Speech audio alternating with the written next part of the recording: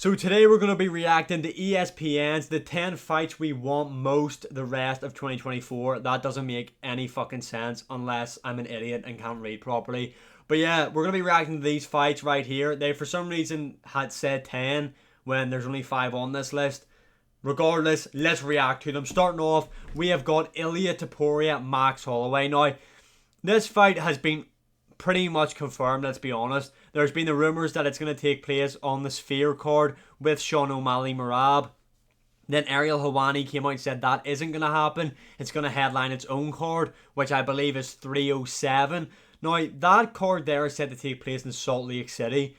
And I think that will have an interesting effect on this fight right here, because obviously that is at altitude, and we have seen that affect people quite a lot before. We've seen it have major impacts on the likes of Leon Edwards, Jan Blachowicz, just recently naming off a few people. So it'll be interesting to see, will it have an effect on somebody like Max Holloway, who would tend to use he's a volume striker, so would that affect his cardio, etc.? Who knows? How would Ilia Topuria be able to hold up at altitude? Who knows? It would be very interesting if that fight was to take place there. However, I feel like Volkanovski deserves the immediate title rematch. Obviously, it just looks like that isn't going to happen. There's been talks about, is Volk going to fight someone at lightweight? I don't really get that, because if he is going to fight for the belt after this fight, then surely he should fight somebody in the featherweight division. Maybe a Josh Emmett. That's just something that I think would make sense. But back onto this fight right here. Stylistically, this fight is insane. Ilia Topuria, Max Holloway, easily two of the best boxers currently on the UFC's roster. Max Holloway more of a volume puncher, Ilia Topuria more of a power puncher. This would make for a very interesting fight. I'm actually going to pick Max Holloway to win this though. I think Max Holloway, he will be taller than Ilia Topuria in there. Topuria will be having to punch up the way, which tends to be easier than punching down the way. But yeah, I feel like Max Holloway will do a good job at managing distance, which is what he does really well, especially now he's added in body kicks and stuff like that into his game in his recent fights. And I feel like the volume that Holloway is going to put on Topuria, and the fact that I know he's a power puncher, I don't think Topuria is really going to be able to hurt Max Holloway, and I think that will affect Ilia Topuria in the fight. I feel like Max Holloway will just put the volume on Topuria and beat him by decision. I don't think he'll finish Topuria, but I do think he'll beat him by decision in a fairly close fight though, especially in the opening rounds. Next up, Jon Jones, Tom Aspinall. This is the only fight that should be being made at heavyweight. Obviously, we've got 304 taking place. After Tom Aspinall beats Curtis Blades, this has to be made next. Has to be. I don't get why they're even contemplating making this stupid fight with Stipe Miocic that nobody even wants to see. They're just letting Jon Jones dictate and do what he wants, which doesn't make sense, because again, recently this guy's just embarrassed the company by now having 2 misdemeanors and could be potentially facing jail time.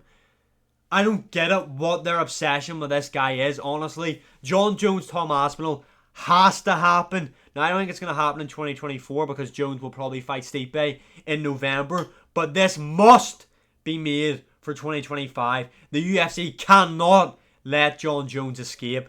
Tom Aspinall beats Jon Jones. Next up, Alex Pereira, Tom Aspinall. Yeah, I'd much rather see the Jon Jones fight, to be honest.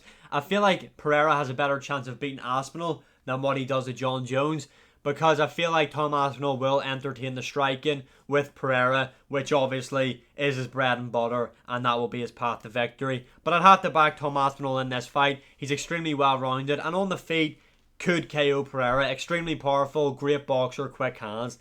This is a great fight, but I'd much rather see the Jon Jones one. Next up, Paulo Costa, Khamzat Chimaev.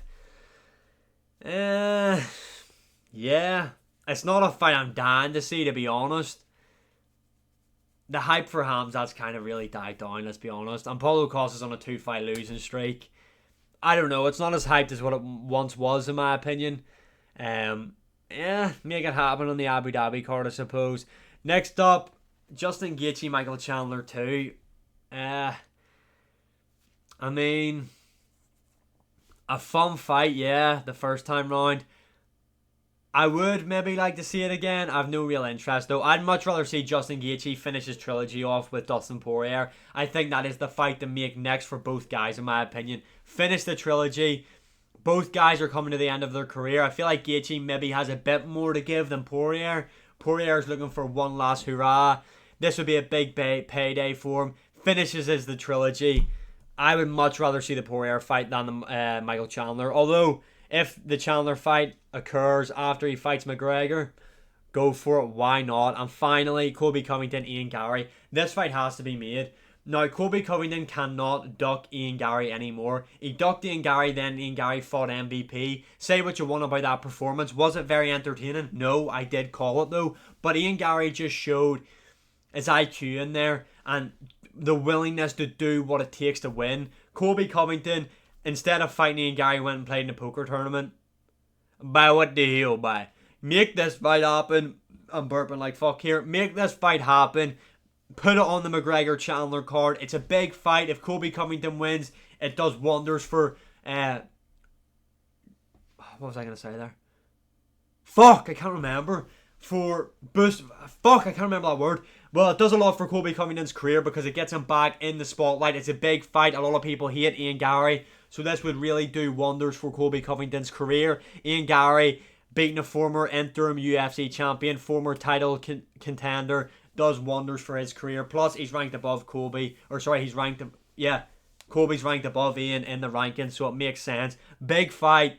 Let's make it happen. Yeah, some good fights on there, some pretty stinkers. I can't lie. But yeah, let me know your opinions in the comments below. And as always, like, share, subscribe, comment, all that good stuff.